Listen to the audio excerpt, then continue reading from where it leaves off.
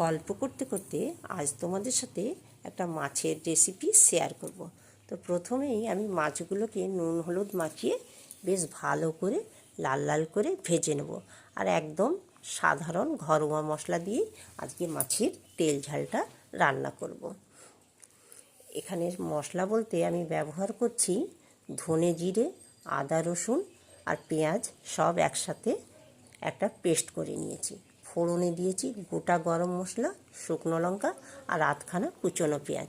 এবারে মশলাটার মধ্যে আবার স্বাদ মতো লবণ আর পরিমাণ মতো হলুদ দিয়ে বেশ ভালো করে কষিয়ে নেব যতক্ষণ পর্যন্ত না গা থেকে তেল ছাড়ছে। এরপর টমেটো পিউরি দিয়ে আবার কিছুক্ষণ নেড়ে চেড়ে একটু জল দিয়ে দেবো। তো তোমরা সঙ্গে থাকো, দেখতে থাকো। এবারে দেখো ঝোল ফুটে উঠেছে, মাছগুলো দিয়ে দেব। মাছগুলো দিয়ে একটু নাড়াচাড়া করে নামানোর আগে একটু স্বাদ বাড়ানোর জন্য কাসুরি মেথি দিয়ে দেবো, যাতে খেতে আরও বেশি টেস্টি হবে। আর দেখো কি সুন্দর হয়েছে, তাই না?